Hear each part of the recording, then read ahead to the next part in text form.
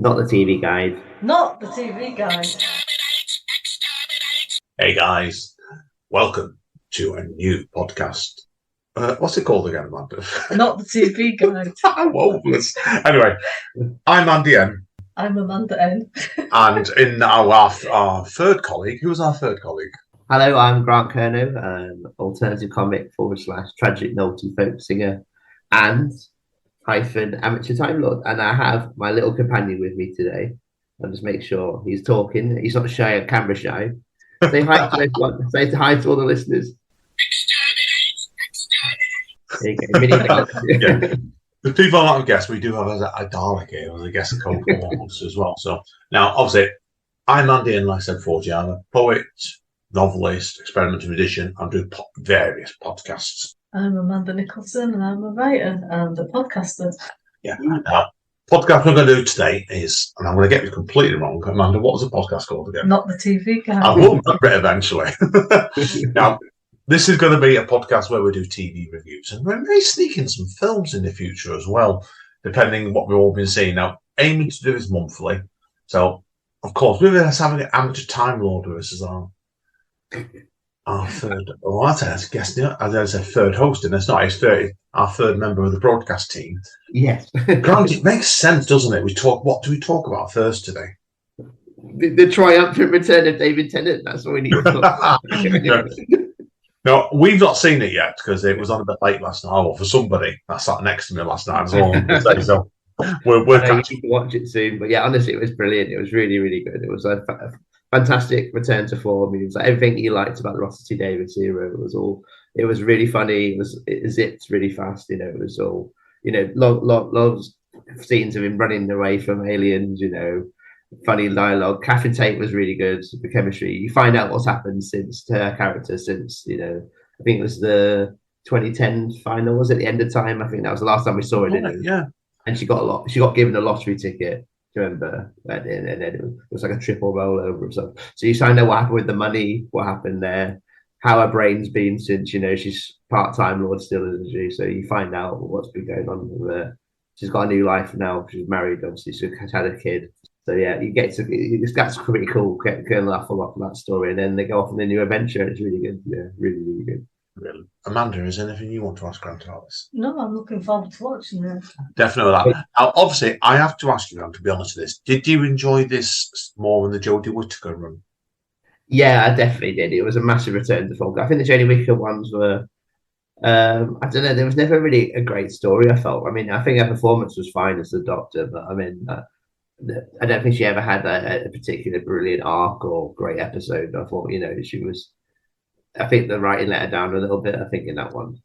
Yeah, I know you enjoy. I'm after to pass this on Amanda. I know Amanda really enjoyed a certain guest star. I really like John Bishop in it. I think he got some of the best lines. Oh yeah, he was surprisingly good. I felt like he was better than Bradley Walsh. Yeah. Oh, well, we'll just avoid Bradley Walsh because I'm not going to. Because I love the chase and everything. I love him as a comedian and a performer, whatever. But yeah, I just felt he was just quite depressive all the time on it when he was like. Yeah, it was a bit of a funny one, really. It was definitely with that. So it's with him, yeah. But I love John Bishop when he came in for that 5-part story, and I thought that was a bit. I felt it was uneven. The four George Whittaker. So that's what I'm really looking forward to, is when we get to hopefully watch that over this next week or so. So I'm definitely with that. So, and you'll love Amanda. You'll love the new character, the Meep, the little alien. It's like I've seen a picture of her online. Yeah. She's really cute. Honestly, it's great. There's some really funny dialogue with it. Is that aiming for the Baby Yoda market, do you reckon? Well, it says at the end it's got Disney on it now at the end, because internationally it's going to Disney Plus, and you can tell the budget has gone way up on it right now. You can tell that when you see the TARDIS, it's incredible. They've made it. It's like a giant sound stage. It's so huge. Massive. I saw the clip last night from it to bed after when he saw David Tennant running around the TARDIS. You've not seen this yet, and you're right. Budgets has gone through the roof on this one completely, hasn't it? I know, it was really cool. It was like the best TARDIS ever, and you're like, wow. It's like, yeah, it's really exciting. Yeah, I'm just excited for the next one next week. Can't wait. And I was texting my mum at the weekend because she loves David Tennant, like, big time, and she was like, "It was brilliant." That's her review. It was brilliant. So glad he's back. I was like, yeah, same. Because she had stopped watching it for years. So like I know a lot of people like that. They just stopped watching it because they used to say, "Oh, I used to love it, David Tennant or Matt Smith or whatever." Then they've just not watched it since. Yeah, I was a bit uneven about Matt Smith. I have to be honest with you. But what did you think of Matt Smith, Amanda?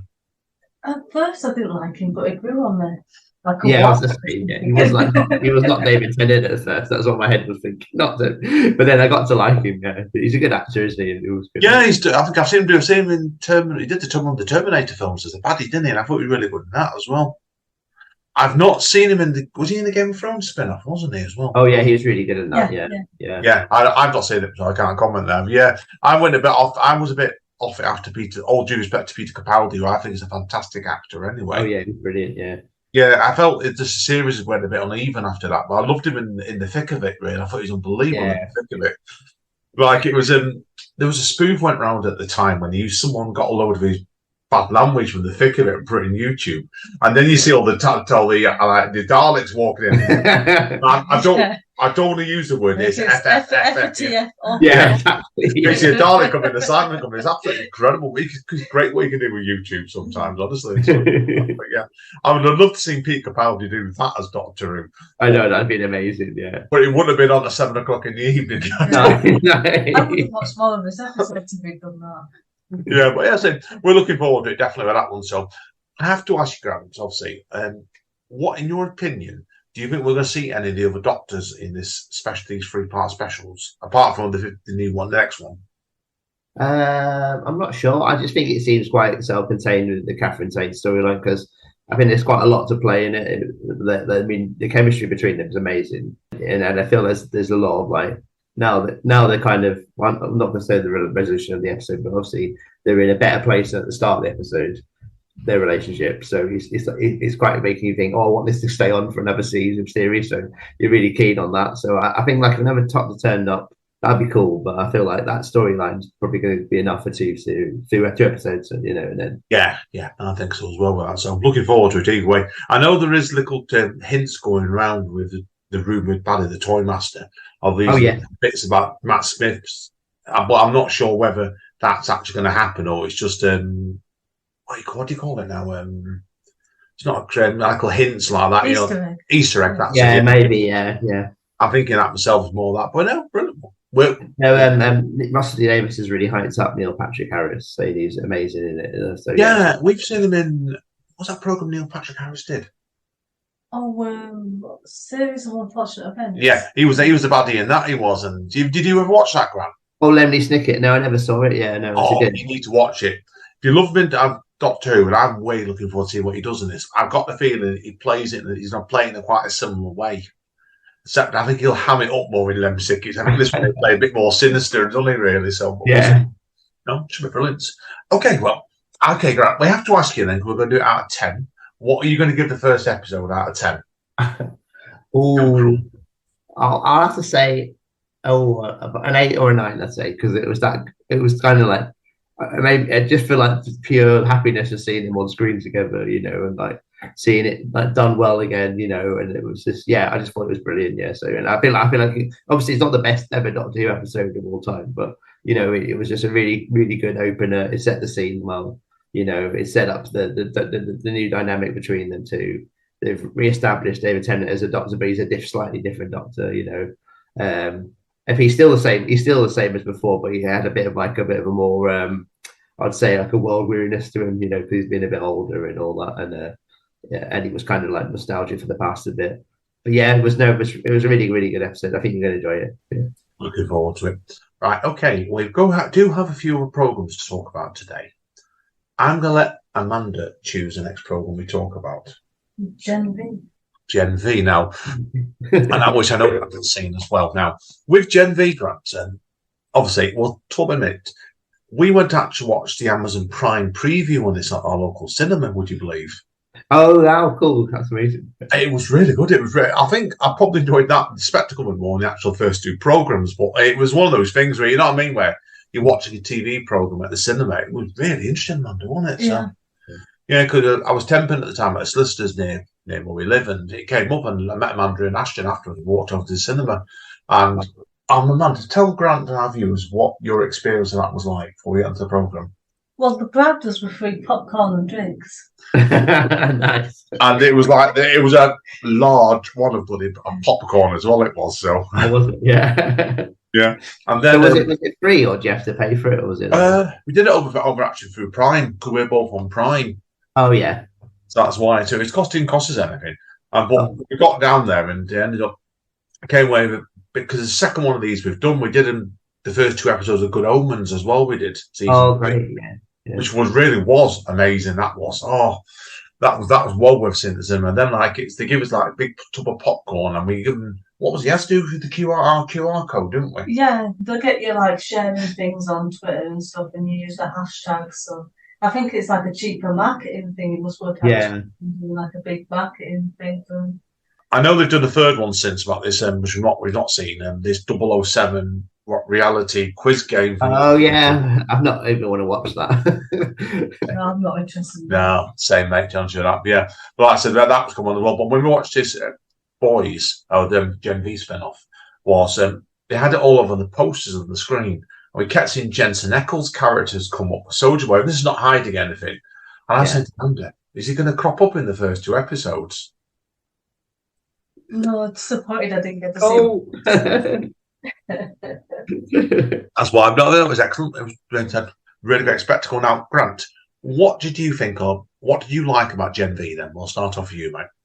What I liked about it, I thought it was, well, at first I was like, because when it came out advertised, I was like, a spin-off of The Boys, really? I mean, I love The Boys, but I was like, do we really need a spin-off from it? And I was like watching it, and then I was kind of like, oh, I see what they're doing. It's like a parody of the X-Men, isn't it? So that was quite fun at first, and then it was like, oh, it's going through the same kind of issues of The Boys, like kind of like this kind of like chasing fame, they're not really superheroes, they're all scumbags, really. but then as it progressed, it got really interesting because it moved away from it, and it became more of like a teen drama. But then it was kind of interesting that people actually trying to be heroes, even though they've come from really bad backgrounds, and all, stuff like, they've had really severe mental health problems. I mean, it was a different type of show in the end, which I thought was really cool. Yeah, I'm on the same point as you, that one straight away, Grant, because it was one of those ones where I think it took me a few episodes to get to grips with it, if that makes sense. So it was definitely one where it was first episode 2. There was great scenes in it, and I have to let Amanda go on about her favourite 2 scenes from the first episode. Yeah, my favourite scene was when you discover what Marie's powers are, which is a child.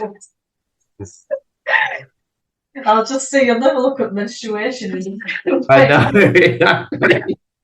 And then there was, what was the other scene that you stick to your head from the first episode? Yeah, the actor who is called Alexander Calvert, who plays Jack in Supernatural, and in this he's called Rufus. There's also a character name from Supernatural. I think they've done that on purpose. And my favourite scene of this was when Kate used the power on him to make him hit himself in a certain part of his anatomy. Oh yeah, that was fun. Because I've got a sick and twisted sense of humour like that. I think they have as well with that one. But and then we had in the second episode about the girl that played the ant woman sort of thing. When she was with that book and his anatomy, she was saying. Oh god, yeah, that was a bit weird. Yeah, there's a lot of willies in the first 2 episodes, aren't there? Yeah. Oh yeah, it was like I said, it was. Oh god, let me ask you a question on this. How did you both feel about the cameos that came in from The Boys? I thought they were great. Obviously, it's been out for a month on it, so we don't mind breaking the fourth wall, basically. Yeah, no, they were great. When obviously that, I think that the cameo in episode 6 was just, they did that more comic relief, didn't they? But that was just so funny, when they're in her fantasy man turned up. Yeah. Oh yeah, when we watched that episode, obviously when Jensen Ackles came in it. Did you know about it, Amanda? Did you? I knew it was going to be in, but I didn't know in what way. But the weird thing is, I think I've had exactly that same dream about him. That doesn't surprise me, that one. No. Right, so your dreams are that vivid at the best of times. God, yeah. But, I've got to say as well, I loved the cameo from Homelander in the finale. I'm not going to say what happened, but he just he come on screen, he just bossed it, didn't he? Yeah, he's amazing. I love him so much. Homelander's actually my avatar on Prime. When you log in, you get the picture next to your face. It says Grant. It's just Homelander doing a big thumbs up.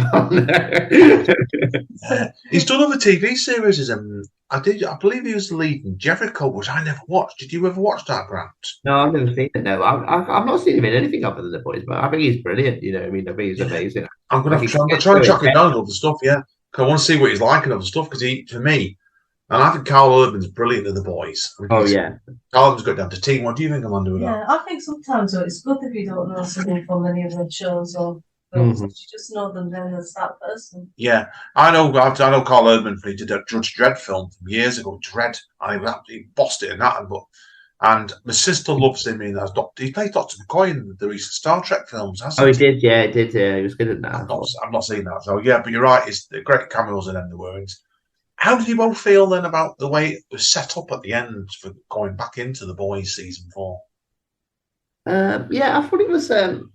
I thought it was quite jarring a little bit because it kind of ended quite abruptly, didn't it? With the kind of and they were like, I felt like for me personally, I didn't know you had to watch that before series 4 of The Boys. To be honest with you, I thought it was going to be.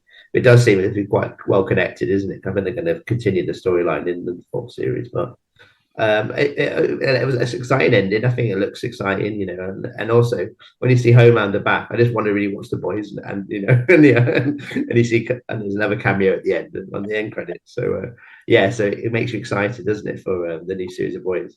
Yeah, I thought the same thing. It's like a warm up for season 4 of The Boys because they made you wait so long. You kind of lose interest a little bit because you watched other things, so it just you literally think, I can't wait to watch it now. Yeah, I was reading up on that the other day actually about The Boys season 4, and I think they've been obviously delayed because of the various strikes in America. Oh yeah, so they've got to get the actors back and do some extra voiceovers, apparently bits and pieces. So it's been delayed by a couple of months, and if you believe the rumours, it's coming out in the spring of next year. Oh, okay, nice, yeah. That'd be exciting. And then I think what I can understand with that, then they're going to lead that into Gen V season 2. So I think it's going to go backwards and forwards. But who's not to say? Because this has proven obviously a big success, they may run another spin-off. I don't know. I'm trying to think. Will it be a Soldier Boy spin-off? I would watch that. Oh, we know you'd watch that, right? It's worth noting, everybody else here, when Jensen Ackles' Soldier Boy came into the cameo, somebody who sat next to me, her eyes absolutely lit up. That's all I'm going to say, right? So, because somebody sat next to me is a big Supernatural fan. And do you know what she did to me, Grant? Last year, the year before? I can't remember. She made me watch all bloody 15 seasons of it. You loved it. So I had to sit through. I've never seen it now. It's really good then, is it? Supernatural. It was good actually, but there's somebody a bit cruel there to me, definitely. That's all I'm going to say. Yeah. Anyway, guys, is there anything else anyone wants to mention about this before we move on to our next review? Anything else? I think I want to mention was I loved all the puppets in it. Do you remember those scenes? Which one, mate? The guy who's a bit of a he's got like a bit of he's got like schizophrenia a bit. Yeah. And he sees people as puppets. Yeah, I just love those scenes, especially when he was killing all those FBI agents or whatever. It was really funny. Yeah. Oh god, yeah, there was. And what the bit that got me was the female lead in it, Maria was. How did you feel about the fact that she went into a rather unusual relationship by the end of it? Oh yeah. With I don't know what you even call. I'm not a horrible saying this. A person that was one point a man and then a woman, so you end up like. I really like how they cast that character because obviously it's 2 different people, but they do look like they could be like the male and female version of each other. Yeah, it was interesting, wasn't it? Yeah, I thought it was really well done. Yeah, I don't know if that's based on the comic book, the Gen V, is it or not? No, it's not at all. It's just the completely original characters. I've read parts of the original comic, The Boys, and. Did you know, Grant, with that? It was actually released by DC Comics originally, who cancelled it after 8 episodes. I think they had 8 issues because they didn't like the fact what they were doing with Homelander taking the original Michael out of Superman somewhat. Yeah. And then somebody else picked it up and they made an absolute basically killing off it, basically, because it's a really, really popular comic. It's a good deal more graphic. Yeah. So TV series are very sanitized, what I can understand. But anyway, we'll see. So, right, should we give it marks out of 10 then? I'll be cruel to you. Grant, would you like to go first out of Gen V? I've been cruel. I'll say overall, I'll say a solid 7 out of 10. Yeah, it's really good. I thought good. I'm going to give it an 8. 8 as well. I mean, it definitely, when it grabbed me, it was one of those ones when Jensen Ackles, probably about the time Jensen Ackles come in, it really clicked to me. So I love the second half in particular. I mean, sometimes you get out of series, don't you, when it takes half the season, the bit of the world building for it to grab you. So I did that. I agree with you that. I think, I would say to anyone watching it, you might find it a bit slow at first, but then when you get into it, and you see it's actually a bit different from The Boys. It's a bit of a different show. But how did you both feel about the last question when we move on about the music in it? Because I found, particularly was at the cinema, I found it a bit overpowering with the music. Obviously, it's not my genre. And it's definitely not with mine. I don't think it's yours, Grant, anyway, right? I know. I quite like some of the music, like when they were like, when he was killing those Muppets. I thought that song in that was quite good. But then some of them, because it tells you what music's playing, doesn't it, on X-Ray or and I was like, oh, this is Phoebe Bridgers. Okay, I see why I don't like it when it came on. But no, I thought it was all right. I find, I mean, I thought. Just when the first time we saw it in the cinema, there was a lot of rap music on it, I seem to recall. And I was sat there. Oh, was it? Yeah. Yeah. And oh, God, I think not me. But anyway, I'm an old man. So. I think we were probably the oldest people in the cinema. Probably. Oh, I was. You're not, right? Right. And listen, let's move on, guys. Okay. Grant, what should we go for next? Well, we can talk about Loki. Okay. Yeah. Right. I'm going to let Amanda start on this time. I really enjoyed the first season, and I was a bit disappointed with the second season.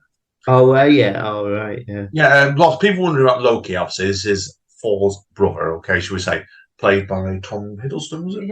Yeah. Tom Hiddleston, and it's he actually walked past me in real life years back when I won the tickets to the Empire Film Awards, and I had to restrain myself. I could have literally reached out and grabbed him, but I know that's not really. It's sort of holiday, so I stopped myself. Yeah, well, you wouldn't have been sat here if you'd done that, I don't think. was Jensen Ackles there for a lot? No. Well, there's a good story about did you mention about your mum and the snooker player? Was this what Mandy like Jensen Ackles? She used to fancy this snooker player called Tony Knowles, and she went to watch him afterwards, and she went to get his autograph, and she was chesting around the snooker table. And it was thinking, what's going on here? Why is this scary woman chest? That's what Mandy would like Jensen Ackles, I think. Yes. In fact, actually worse than Misha Collins, actually. I know that's the story of another day, that, right? She made me watch 13 episodes of Gotham Knights. Gotham Knights because Misha Collins was in it. Oh, I know. But we're not going to review that because I hated that book. Okay. Right. Loki. Okay. I'll let Grant go first so I'll say what I feel. Okay. So how did Loki season 2 compare to season 1 for you, mate? I thought it was slightly better. There were some aspects of season 1 I missed. Like, I loved all the variant Lokis and all that like that. And Richard E. Grant was it? Richard E. Grant was astonishing in that. He was. I loved it. Fantastic, was it? Yeah. I loved his costume and everything, the classic Loki look he had on there. And I thought that was amazing. And I loved the way the TVA existed in the first one. It was really proper, like Terry Gilliam vibes, and it had like it was like the film Brazil. It was like like kind of evil, administration. And it was just really good. And then I thought Owen Wilson was brilliant in it. But then I felt in the second series they made the relationship between Owen Wilson and Loki better. I thought maybe his character. Owen Wilson, I think for me was the heart of both seasons really, because that's the best I've seen him in. Oh, God, years. It was probably the closest I've seen since he did that. Was it Shanghai United with Jackie Chan? I'm going back sometime with that. But have you seen that? No. That was Jackie Chan plays himself going in the Western. You got Owen Wilson playing this very quite quipping sort of sidekick, and that's what I think it was to this. They ain't down to tea, really. Yeah. Well, definitely that one. So, how do you both feel about the potential relationship of Loki and Sylvie in the second season? I wanted them to get together. Yeah, Loki, baby. She's cool. She loves the Velvet Underground. I like that scene. When you're listening to the Velvet Underground, I was like, yeah, she's cool, and she works. You get free food at McDonald's if you go out. Like that. I can't believe they got away with putting that in there. Because you use TV programs, don't they? They're not hard to do product placement. Yeah. Like, we had her in what? And the first episode she came into eventually, didn't she? And like McDonald's in the 1980s. I don't believe you've done this. And now Wilson's going, wow, a cheeseburger. It's really nice or whatever. Like that. Oh, God, yeah. It was that absolutely, like I said, it was interesting, really. I felt in some ways with Owen Wilson and obviously Tom Hiddleston's characters, there was like the bromance between those two and making me wonder, were they going to get together? Yeah, as well? I think it's just a really good friendship. Yeah. That's why. How do you both feel about the additions to the cast in the second season, then? Yeah, I really like Was it Key One Hyun? Is it? Yeah. I thought he was brilliant as Obi. I thought he was really good. Like, he had a lot of horrible exposition and scientific talk or whatever, time travel talk, but he did it really well. And then, he came across as like just a fun, mad genius kind of type. But yeah, I loved it when you saw his past revealed, and in one of the later episodes. I thought that was really cool. Was he? I read somewhere about him that he played this and there was little Easter eggs in that. Was it on the Goonies or something on this? Wasn't it about QB? He had short round in the Goonies. Now I'm showing my age now. He put some homages to that somewhere he did so. Yeah, I think the belt he had, they said they made it similar to the one he had in the Goonies. Yeah, because who's he playing in the Goonies? Is it Technic or something? His name is. I can't remember. Yeah, it was the same actor did short round in Indiana Jones and the Temple of Doom. Yeah. Because I don't know if films I've ever seen him in, apart from the what's it called, Everything Everywhere All at Once. He was really good in that. He played. He was like the multiverse super agent, wasn't he? Yeah. So yeah. I loved the scenes in London in the 1970s, particularly. Off within the second episode. Is that second episode? Oh yeah. I liked that bit. Was there any bits you would have liked, Amanda? I think the last episode picked up a lot for me because most of the first sort of episodes in the second season were just a bit. It's like, doesn't even feel like Loki anymore. Yeah, it was. Yeah, I did really enjoy the last episode as well. So, but you had that fun scene, didn't you, when he kept going back in time, and then he kept getting camera because he was learning stuff. Yeah, I like that. That was that's proper like Bill and Ted kind of like. Do you remember Bill and Ted? Yeah, I got that. Was it that bit? Was it 128 years later or something? They did a black. Yeah, to learn all these quantum physics and all that. Yeah, I would have just given up after a day. I think of trying to learn all that stuff. Yeah, I would have done the same problem as well with it. God, yeah. What was there anything else that you really liked about Loki, Grant? I love Miss Minutes. I have to give her a shout out. I love her more evil turn in this one. I thought because I used to have her as my phone background on my phone case. I used to have a little picture of her saying "Hi all" like that.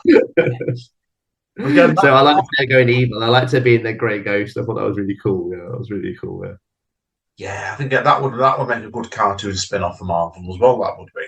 Which seems to consider they're doing the next one is the What If series, isn't it? Coming out at the end of December. Which we may touch on in episode 2 yet. Yeah, it should be a good one to come into that really, give it a spin-off venture. Definitely so. Yeah. Definitely so, yeah. Is there anything that either of you two want to talk about further on this? Or? The only other thing I would like to see them give Sylvie more to do because I don't think she was in it enough. No, yeah, I agree. Yeah, I mean, I thought like Tom Hiddleston had a great character arc for that year, the season, whatever. But I felt that she was just a bit part in it, really, because in the first series, she was the main, the co-protagonist, wasn't she? Really, she was driving the plot with her kind of. She had a good cause to kill whatever the TVA, or whatever, destroy it all. But then in this one, she kind of was like, I still hate it, and then at the end, she goes, "Yeah, don't mind it now. you can solve it." Yeah, there's obviously I know there's talk that this is the finale of Loki. Yeah. So they're not. There's rumors going. I've had 2 different rumors, and one saying that's it, and then the showrunner said it's likely to be the conclusion. So I felt it was the conclusion. What do you both think? I think if they do bring it back, they're going to have to improve it a lot. I think it's a different. Oh. Grant, I'll let you give the counter on. I'm the opposite. So I feel like, because I think some of the Marvel shows can be quite bad, like recently. So like, I'm just happy to see one that was actually functioning and was good. It's like it didn't go all over the place or introduce some random bit at the end, or whatever, like, or set up a character that's not been in the last 5 episodes, for another series, something like that. So I thought at least it was a cohesive storyline. That's what I liked about it. But I think I'm with Amanda, and I think I slightly preferred the first series. Yeah, same. That was like Doctor Who to me. I thought, the way it was time traveling, going to all these different planets and different worlds and all that. We'll see if they bring a third one back. I know. Russell T Davies has asked one of the writers for the first series to join the new Doctor Who's writing team. So I think one of the female writers on it, one of the directors as well, I think they're going to be involved in the new series of Doctor Who. Well, let's see what unpredictability they bring into it, and then definitely. So, hopefully, Richie Grant back. please do, Marvel. Do a Loki spin-off with Richard E. Grant. Yes, that would be it. Or even that. I'll bring the alligator back. Yeah. Or even better, bring Richard E. Grant, not as the next Doctor, the next Doctor after that for a season. Yeah. Oh, yes, please. All right. But we have to mark it out of 10, so Amanda. 6. I'll give it an 8, right? Because I did really like the last episode, I must admit. Yeah. Right?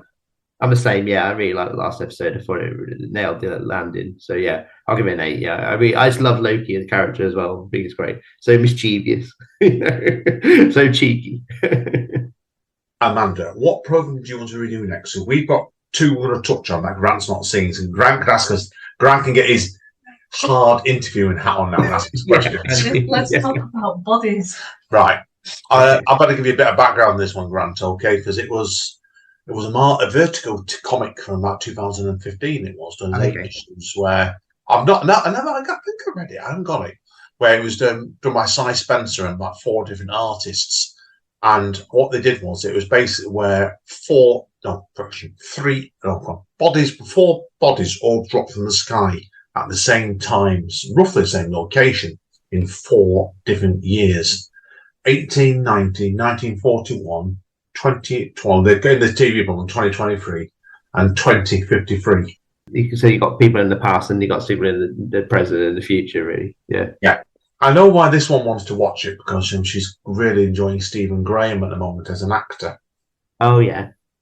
Because we just watched Boiling Point, if you've seen that on BBC One. Oh, I've not seen it yet. I've heard it's been good though. Yeah. Fantastic. The film. They did a film on that a couple of years ago where it was all rumoured with shot and mixed all in one weekend.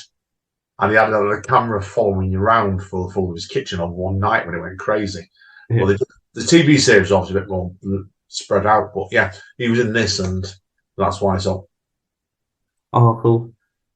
Amanda? Yeah, the other interesting thing is it was partly filmed in Bradford and also Bolton, wasn't it? But I don't know Bolton very well. But I'm trying to guess which parts of Bradford. When I'm watching it, is that Bradford? Oh, that looks a bit like Bradford. What I really like about it, Grant, so I think if you watch yourself, I think you'll probably enjoy this actually, mate, to be honest with you, was it started off with moving on the screens. Started off in 2023, then it went back to 41, then 1890. And I knew it covered 4 time zones.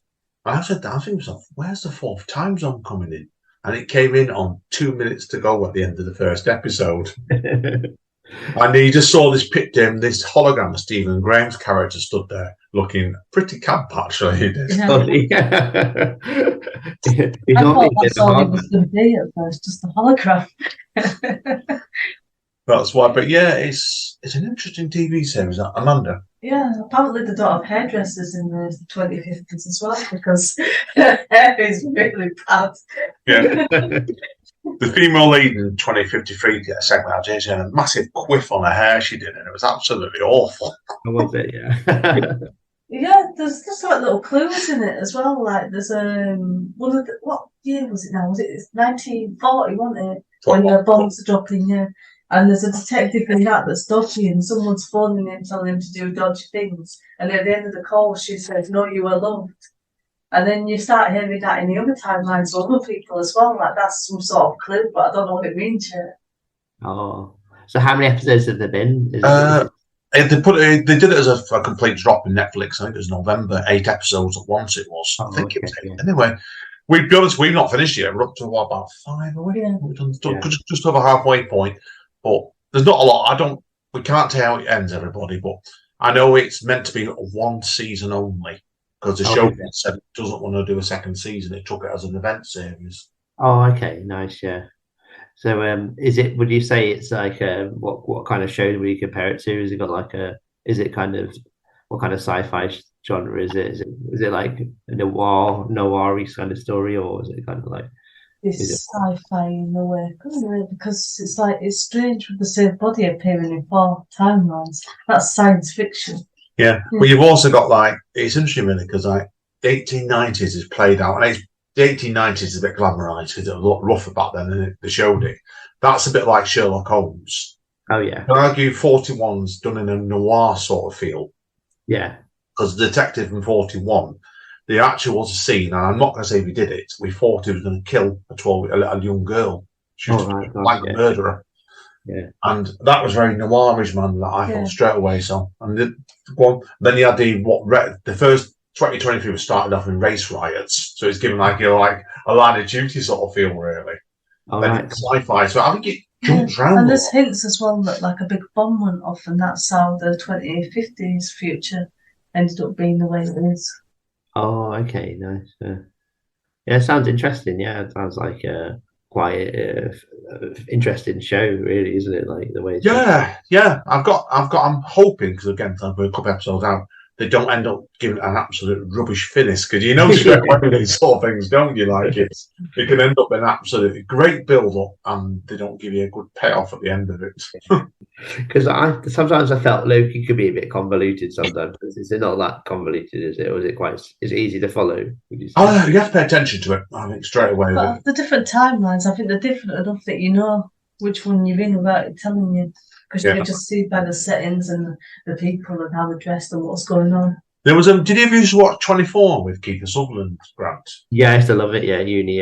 There's a few little bits in each of these episodes where you have coming on to say 3 characters on the screen at once with just the faces of the main protagonists. Oh yeah. Well, they're all different. It's a drama, and I thought I said to you, man, that was very 24 territory. So that was excellent. So I'm reluctant to mark this because we don't know the ending yet, do we? So no, I'd give it about 7.5 at the moment. Yeah, probably the same again as well, Frank Grant. So we'll see. So right, you've got another program you want to talk about, haven't you, as well? I don't really, but I might do. Organised podcast. I just had to say, you've not seen it, have you? The Continental that was on Amazon Prime. No, I've got to be honest. Yeah, I loved. Our second date was watching John Wick 2. Amazing. And we watched. It was, wasn't it? It's quite a violent date to go on. That second one in Bradford, it was in Christmas 16. And saw 1 before that, and I've seen 3 when we got COVID, didn't we? Yeah. Yeah, because we got COVID over in Bradford a couple of years ago. I ended up watching most of it stuck in a hotel room. I didn't enjoy that one very much, so we kind of gave up on it after that. Yeah, I know because the last one was really, really good. I love them also. And my mum is quite weirdly it's one of my favourite film franchises my mum likes. So when I took my mum to the cinema, I've seen them before. He's killing all these French people in Paris. Literally, I'm talking about it's that mass genocide of Parisians. They're all international assassins, and he's kicking them down the stairs. Now the Arc de Triomphe or whatever. And my mum's like, "Come on, John." She's like, "Let's go in mad, bloodthirsty." Come on, John. Have you ever met your mum? I hope your mum's not listening to this. I'll be asking her some serious questions about your upbringing. Yeah. Basically, my mum had been staying with me recently because she's in between houses, so she's had a new build. So when the house be built, so she was like, "All your housemates moved in. I could move in," and I was like, happy with that. But it meant I had to watch all her soap operas constantly, all the time they were on, and dear. And so instead of watching once Emmerdale and Corrie was finished, I could watch something else. So I was like, we'll watch the Continental because she loves the John Wick films. And Mum just fell asleep within half an hour. That's my review of it. Pretty much, like, she was literally ending out. Couldn't stand it really. Like, she was like, "When's Keanu Reeves going to turn up?" I was like, "I don't think he's going to be in it, Mum." Like, it's just made for TV. But yeah, there was just loads of inconsequential characters they established from like the 70s. It was set in the 70s, so they set up all these characters that are probably never going to be another John Wick film. I hope not, because they were cardboard cutout characters. They were not interesting people, and yeah, you just wanted some fight scenes. That was all you were watching it for. You didn't want like an hour. There were hour and a half episodes, you see, so you didn't want backstories on these characters you're not invested in or care about. So that's what it was really. And then when it got to the fight scenes, yeah, so the fight scenes, which were one of the best things about the John Wick film franchise, they were just done so poorly in this one. They were literally like, they would like punch each other, but they would speed it up, in the editing. So it looked like, it looked like, I don't know, like the Flintstones or something. They're kind of no. moving at rapid pace. It was just kind of like, but one of the things about it was the grounded realism of the fights, how brutal they were. And it was just like done. It was like cartoonish, you know what I mean? When you're watching it, like, and then they cast Mel Gibson as the main villain in it. Oh, you're joking! Oh no! Yeah, yeah. Oh. So you're just watching it going, Mel, like, I mean, could they got any other actor to do this? Because why they got him into it. And fair, I mean, he was given an appalling script to work with, but yeah, it was just a nightmare. I do not recommend it whatsoever. If you love John Wick, stay away. I'd say. Yeah. So when I used to do a book review podcast, Amanda, years ago, Grant, we could read bed. We used to get anything below a 7. We treat it as not a recommendation. So you're giving it what you have to give us a mark. Then what do you reckon? Below a 7? I'll give it 1 out of 10. Maybe 0. Oh wow! You've actually convinced me to watch it if I'm struggling to get to sleep. Yeah, you'd love it, honestly, for that. Oh wow, God! Right, conscious of the time here. Because this tells you how organised. We've got one more program. Have you got anything else you want to talk about briefly as well, Grant? No, I'm fine. I'm not done. I think. Right, we've got one more. We'll finish wrap up with today, and there's something you've not seen also. We're not that organised in this podcast, right? We're again halfway through watching the new Orphan Black spin-off, Echoes. Did you ever watch the original Orphan Black, Grant? No. I've seen the trailers for it, but I never ran to watch it. Yeah, it was all those ones where people wondered. I know, Matt, you stopped after about 3 episodes, didn't you? No, about 3 seasons, yeah. I stayed to the end. I loved the ending on it. We weren't originally going to watch this, but then I spotted Kirsten Ritter was in the lead on it. And I thought, oh, Jessica Jones, I see what she's like in this. It wasn't what I was expecting, because I was expecting it to be like the series where there were like lots of different versions of them at the same age. And as it goes along, it's not like that. There's different versions, but they're at different ages. But I think that makes it more interesting. It's not just like they're following the same format of the show. They're doing it a bit differently. That's why it's interesting, this one, Grant, because it's come out in America and they dropped them all at one go.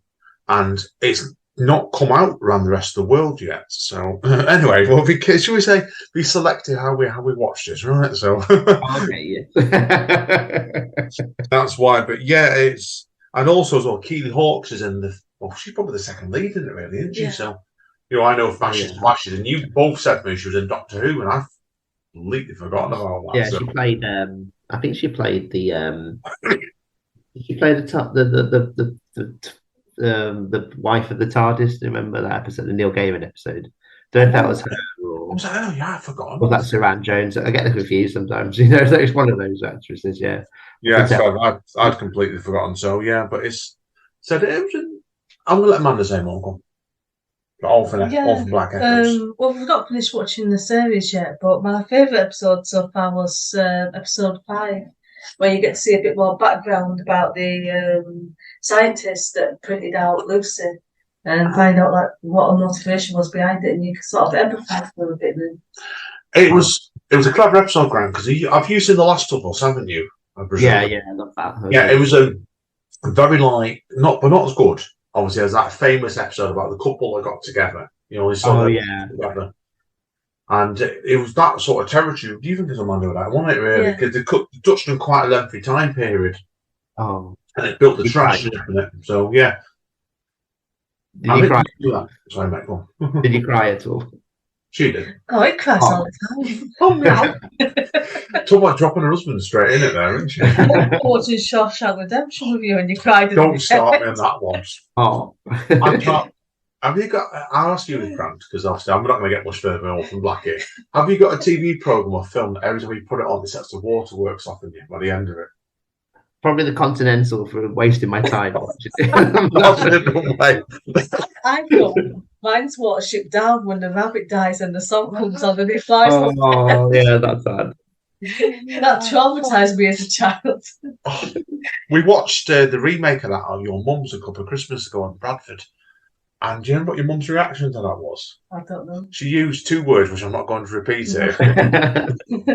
One begins with F, one begins with S. And right afterwards, it was effing pointless. So your mum plugs anything. But yeah, it was.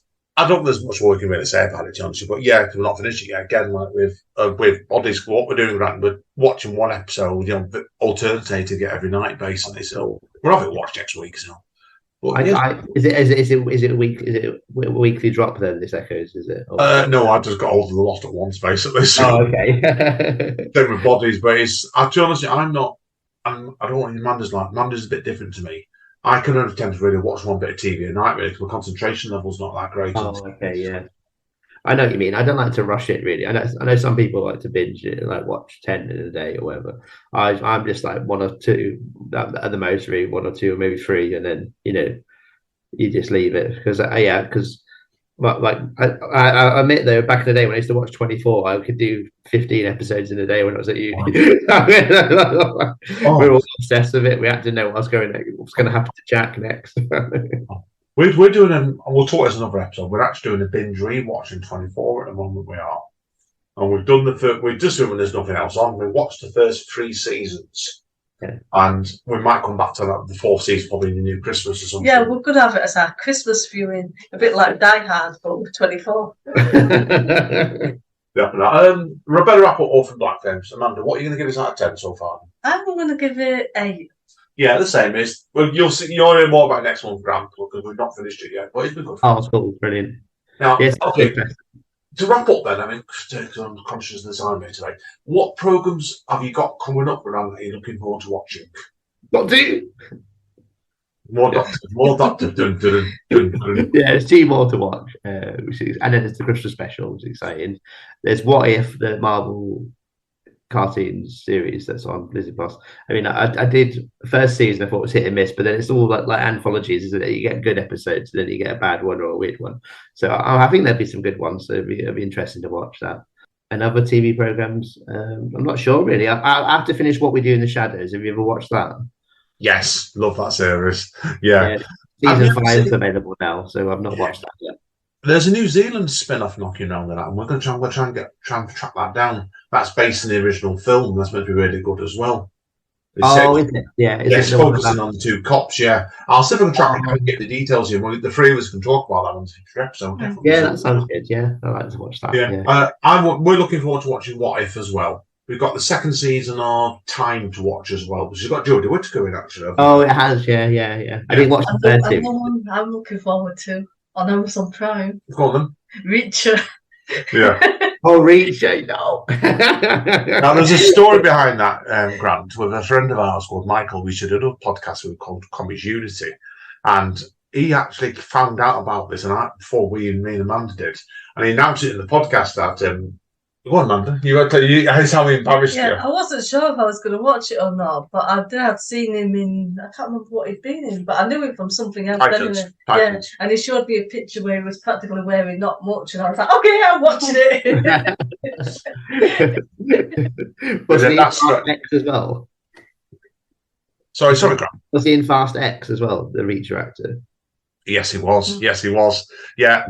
I don't know if we should give spoilers on that, but I know you liked his actions at the end of it, didn't you? No comment. No, I'm trying to see Aquaman 2 as well. If someone will go with me. Yeah. Did you watch Aquaman? Yeah, I did. I saw it in the cinema. Yeah, I quite liked it. To be fair. Oh, fair enough. Have you seen the Marvels? I have. Yeah. I quite enjoyed it. Yeah.